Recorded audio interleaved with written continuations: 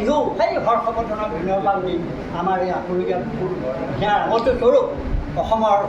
এই মাটিৰ গণ থকা বিহুৰ লগত সম্পূৰ্ণ সম্পৰ্ক হ'ল মাটি কৃষি কৃষিৰ লগত জড়িত কৃষিভূমি যিমানেই উৰ্বৰ হ'ব তাহানি কালত লোকবিশ্বাস আছিলে যে সেই লোকবিশ্বাস মতে যে ডেকা গাভৰুৰ ঢোলৰ সেৱা এই মাটিত ভূমিত যেতিয়া তেওঁলোকৰ গিৰিপনি উঠিব ঢোলৰ খেও উঠিব ঢোলৰ গুণগুমনি উঠিব মেঘৰ গাজনিৰ লগত তুলনা কৰা হৈছিলে তাৰ জৰিয়তে মেঘক নমাই অনা হয়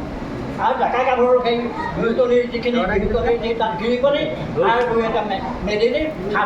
সাৰুৱা হয় মাটি সাৰুৱা হয় উৰ্বৰ শস্যৰ সৃষ্টি হয় তেনেকুৱা এটা লোকবিশ্বাস আছে আৰু সেই লোকবিশ্বাসৰ গহনা লৈয়ে খেতিৰ শেষত কাতি বিহু খেতিৰ চপোৱাৰ পিছত মাঘ বিহু আৰু আমাৰ খেতি আৰু নতুন কাপোৰ ওলাবলৈ যোৱাৰ খেতিলৈ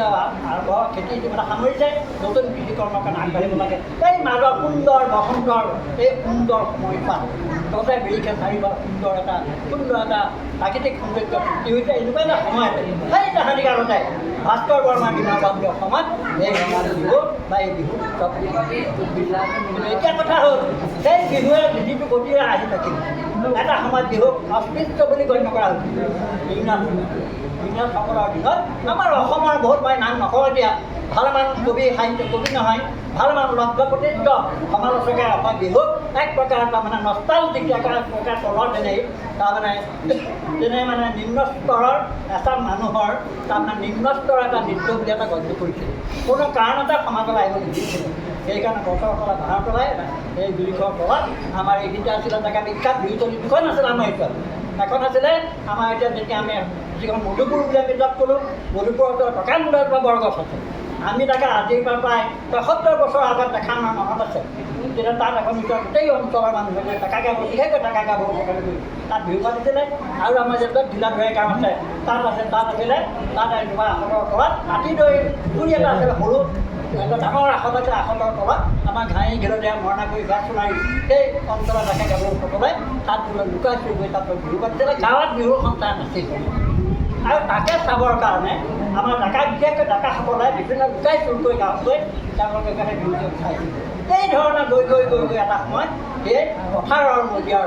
পৰা মজিয়ালৈ অঞ্চল অহা হ'ল কি বিহু আমাৰ জাতীয় সম্পদ হ'ল আমাৰ অসমীয়া প্ৰথম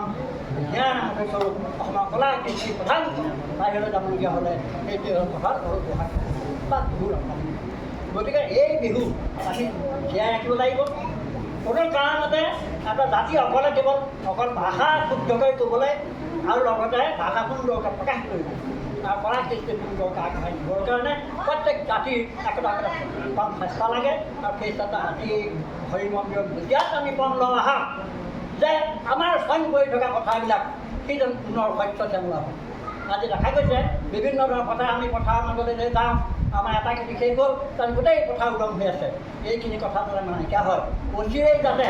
আমি এই পণ লওঁ যাতে আমাৰ যে এক ইঞ্চি সাৰুৱা ভূমি যাতে সেই অঞ্চলে নাযায় তাতে সুন্দৰ উৰ্বৰ খেতিয়ে যাতে আমি অসমক সমৃদ্ধিশালী কৰিব পাৰোঁ আৰু সেই সমৃদ্ধিৰ সৈতে আমি বহাগ বিহু মাঘ বিহু বা কাতি বিহু পাতি আমাৰ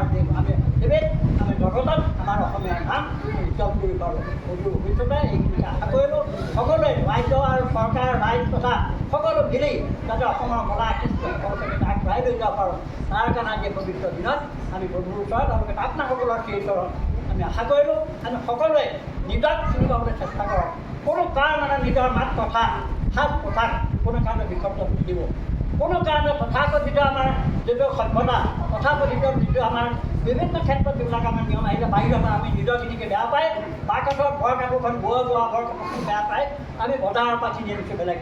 গতিকে আমাৰ নিজৰ সংস্কৃতিক নিজৰ সম্পদক চিনি পাবলৈ আমি চেষ্টা কৰোঁ কলা কৃষ্টিক আমি সম্পদ আমি ৰক্ষা কৰিব লাগিব গতিকে আজি হৰি মন্দিৰতে এই প্ৰাৰ্থনা কৰি